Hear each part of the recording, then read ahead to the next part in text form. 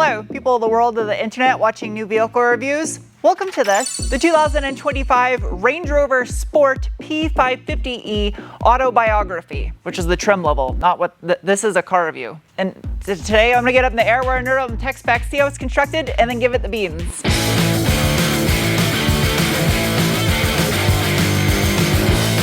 Sport, Range Rover Sport. It's a fairly aggressive rear diffuser, body color painted. Well, that's fancy. The exhaust tip is actually shaped into the exhaust system itself. There are no valves, so that is not an active exhaust. Sourced from Tenneco. Got true dual exhaust inlets to the muffler. You can see the piping gets wide right here, so that way when it gets squished, it doesn't restrict flow. Housed in the center of an aluminum rear subframe is a proprietary active limited slip locking rear differential with a 373 final drive ratio. Up back, the Range Rover Sport utilizes an all aluminum in construction 5-link multi-link rear suspension with rear wheel steering. Everything is constructed out of aluminum to include the rear knuckle. Paired with the airbags is a set of adaptive proprietary rear dampers made in Romania. Additionally, if you look way up top of the rear suspension here, this link is in charge of actuating the rear steering by turning the knuckle in and out. Rear anti-sway bar measures in at massive 31 millimeter and change diameter. Moving up front, things get complicated here. The steel drive shaft goes up over the hybrid battery. Wow, that is fun. This 5th generation Range Rover Sport, chassis code L460, in the short wheelbase Autobiography P550e configuration, weighs in at 6,025 pounds. Wait a minute, what the hell? The fuel tank's metal. What? It's magnetic. That's not raw steel though. No way they would do that. Now, that mechanism right there is for the rather expensive but stealthily hidden robotic side steps. The entire underside up here is like a fiberboard composite with heat shielding. It's like a little portal so you can see the exhaust, and it's held together with staples. The exhaust mid-pipe goes into a single right here in the middle of the vehicle. I have to measure something. I can't not measure something. That is about the roundest section I can measure. Dual 65 millimeter or a little more than 2.5 inch SIE stainless piping.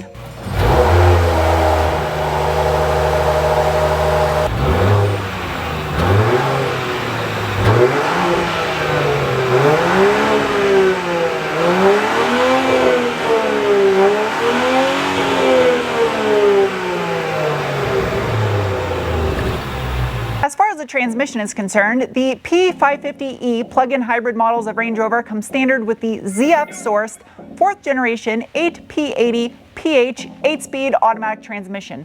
Has a maximum torque input rating of 1,000 newton meters or 738 pound-feet and incorporates 163 kilowatt or 215 horsepower permanent magnet synchronous electric motor and a little wedge between the actual transmission and the back of the engine, similar to the hybrid back setup you'd see in a Toyota vehicle. In addition to all that, somewhere in this vicinity is the full-time four-wheel drive transfer case. And providing the electric juices for that motor is this 38.2 kilowatt hour or 31.8 usable lithium-ion battery pack. Up front, again, all aluminum in construction, double wishbone front suspension. Just like the rear, everything up front is constructed out of aluminum. Again, up front, you can see it does have that adaptive air suspension front damper. Front anti-sway bar measures in at approximately, weird, smaller than the rear, about 29 millimeter in diameter. Under engine cover, plastic. That's some pretty durable shit.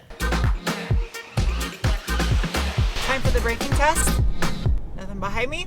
Ready, set, stop. Wow. Holy shit. That was so weird. It was like sharp, and then it was like this pause where time and space just stopped around me, and then I came to a stop. That braking was just made possible thanks to an enormous set of 6-piston monoblock Brembo calipers with a 400 millimeter or 15.8 inch front rotor. The wheels, these are an optional 23 by 9.5, the positive 23 millimeter offset alloy manufactured in Italy.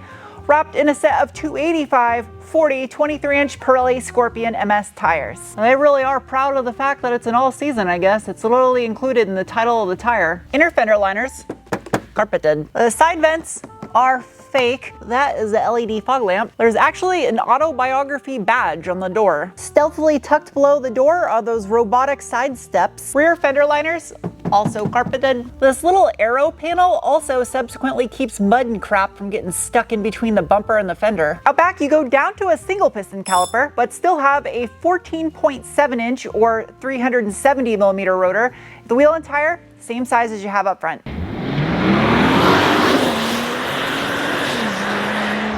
In the name of all that is science, it is now time to give it the beans.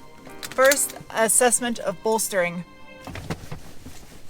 All right, it's got some bolstering, and if it didn't, it's adjustable, so I can add some more. This one has a caramel colored leather interior seat surfaces. A headrest is like a pillow. Additionally, these seats are ventilated, heated. The controls are right here on the door, and there are 3 different memory settings. If I go into the menu and tap on seats, I have massage. Ooh, there's all kinds. A Pulse Duo, yep.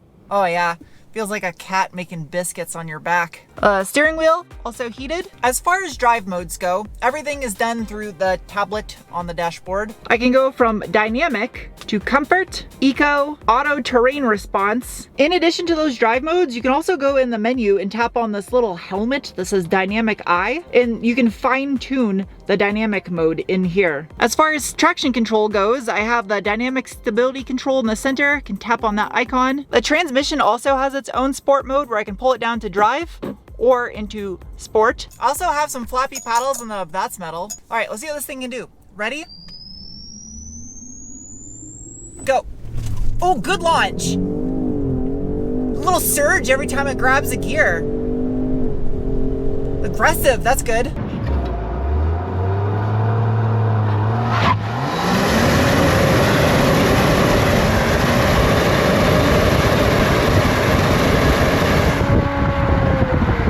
Aggressive shifts. This thing's quick. It's proper quick. Hood pop. Oh, there's a vent. Huh? The hood's not too heavy, and it has hood struts. Underneath the hood of the 2025 Range Rover P550e plug-in hybrid is the Ingenuum 3-liter all-aluminum dual overhead cam twin-charged inline 6. That produces, combined with the electric motor I talked about earlier, a total of 542 horsepower from 5,500 to 6,500 RPM and 590 pound-feet of torque from 2,000 to 5,000 RPM, which is the spiciest way you can get a straight 6 under the hood of a Range Rover. Are you removable? Yep. There you go. With that engine cover removed, you can see because this is an inline 6, quite a bit of the engine goes under the wiper cowl. And right up on top here is the water to air charge cooler, which you'd have to remove if you wanted to access the top of the valve cover. It utilizes dual air boxes, one on either corner of the engine bay. Digging in a little bit deeper on this 2,997cc inline 6, it is undersquared at an 83 by 92.3 millimeter bore and stroke with a 10.5 to 1 compression ratio. Although it is an all aluminum engine, it does have cast iron cylinder liners. Moving up to the cylinder head, it employs continuous variable valve lift. It is a timing chain-driven engine, and the exhaust manifold is cast directly into the cylinder head where the twin-scroll turbocharger mounts up to. Stuffed down the passenger side right here, you have the twin-scroll turbocharger, and then just in front of it is the electric supercharger. You can see the top of the strut tower right here, which is aluminum. It's cambered way inward, which would help with handling, but also that doesn't leave a lot of room in the center to fit a V8 in there, but they somehow still do. Underneath this cover, which has little screws that hold it down. Chances are the average buyer that's gonna buy one of these is never gonna remove this and service their own brake fluid. It does appear to use an electronic brake booster, but you can at least see the reservoir right there for the brake fluid. Genuum upside down is whammy. This thing's got a lot of padding to it, I would imagine, to suppress the sound of direct injection. Neat, those hood vents are functional. All right, let's take this thing for a rip. And beans, engage. Yep, that they are. This thing's quick, super quick. All right, Let's see how it does in corners. It does have sport in its name. Ooh, you can absolutely feel that this thing is 6,000 pounds, that is for sure. Yeah, it's a heavy vehicle. For what it's having to shuffle around for weight, not too bad. The placement of that battery too, being further back, probably helps with its weight distribution, I would imagine. I don't know what the exact specs are on that, but what is this, a car review? Dipping into this corner. I mean, the steering is great. The suspension does a pretty damn good job considering how heavy the vehicle is. Again, smooth over bumps. Yeah, I'm not, even in the dynamic mode, I'm not noticing all the little imperfections, which there are a lot of on this road. Over bigger bumps, still really smooth. Yeah, slowing down. I'm gonna downshift, try this manual mode out. Second gear, punch it. Does it shift for me? It doesn't. Good. It's a true manual mode. It's a proper manual mode. I like that. So many manual modes in new vehicles with automatics, just it'll shift for you, but this, nope. So that means the shifts are pretty quick considering too. Little delay on the downshifts. I'm really intrigued at what driving the V8 version would be like, but I really like the straight six. It sounds phenomenal. I pulled over real quick so I could switch this thing into EV mode. Yeah, that's cool. The transmission shifts. Can I use manual mode in EV? No, it automatically puts it back into hybrid. It's hard to tell because my GoPros are mounted to the windshield and I have a problem with yelling when I'm recording car reviews because I get excited. But it is so quiet inside the cabin on this thing. What the hell was that? A truck just farted. Open hatchemy. Wow, that's all really fancy carpet back here. Whoa, is that a screen?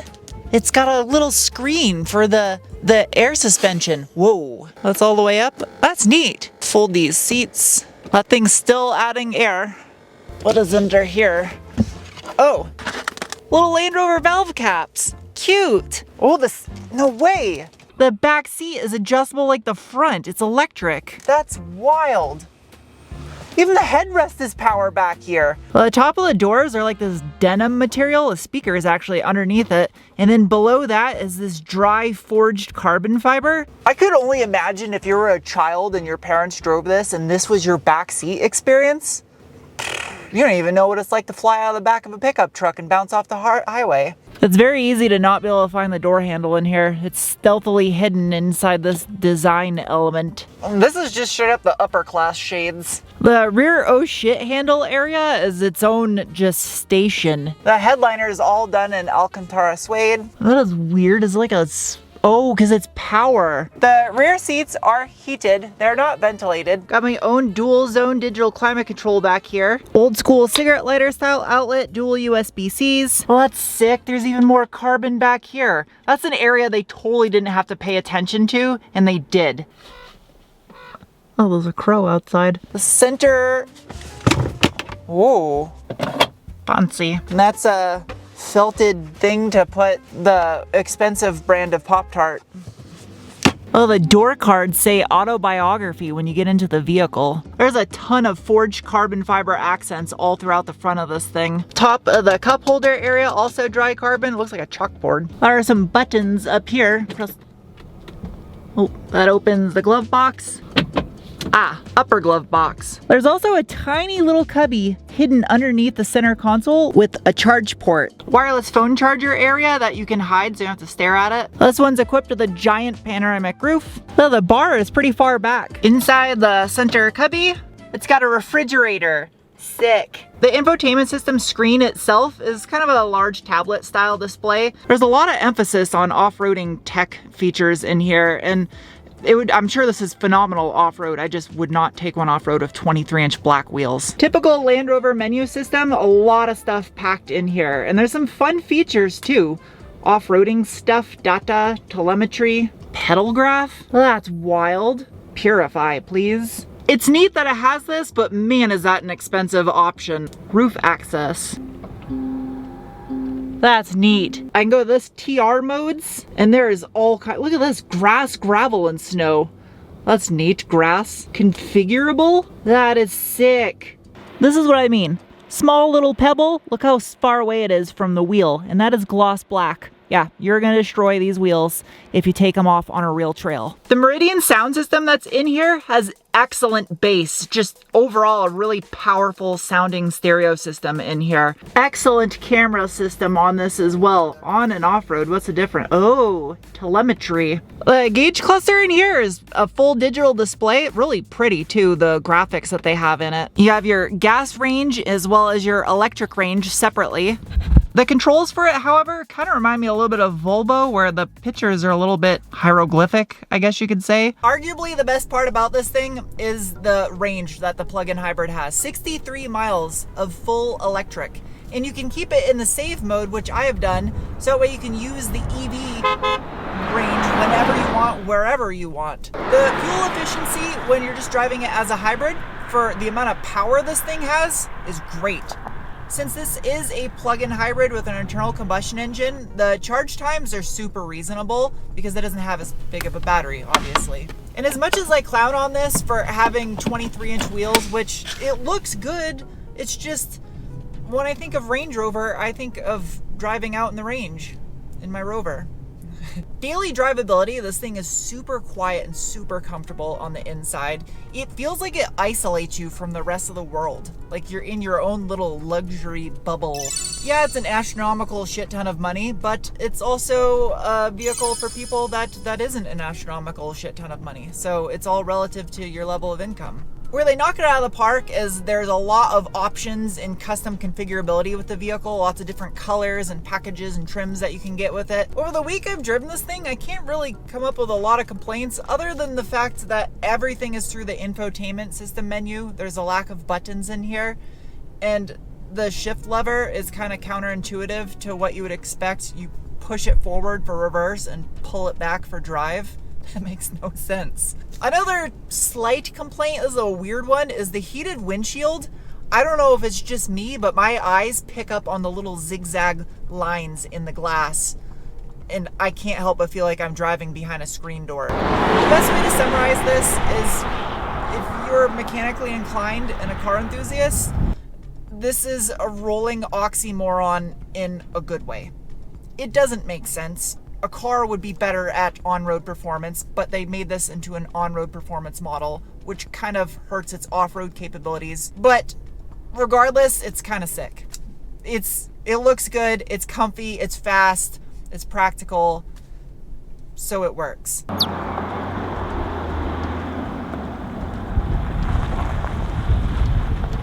It is now time to give this Range Rover Sport some scores. Starting with the bean score, the assessment of the feeling you get in your gut when you get the beans. And it's getting a rating of. Next is the cookie score, the assessment of value, and this top spec model, some options added to it in the mid 130s, gets a rating of. It's hard for me to assess the value of something like this because I will never be able to afford one in my lifetime. So I'm just kind of pulling it out of my ass. Next is the wrench score, the assessment of ease of maintenance, and it gets a rating of. Next is the squid score, the assessment of handling, and it gets a rating of. Lastly is the penguin score, the assessment on how much I personally like a vehicle, and the Range Rover Sport gets a rating of. The plug-in hybrid aspect, extremely practical for a daily driver, and this thing looks sick, but I would have to have it with a V8. I've never reviewed one with a V8, but they offer one, and that's just how it goes. Anyway, hope you guys enjoyed this review. I'll see you soon with another. Bye. This video is sponsored by me, my very own car detailing product company, RoboBubble, made in USA. And if you'd like to use what I use to keep my cars clean and also support this channel, this is how you can on my website, sarahandtune.com. Thanks.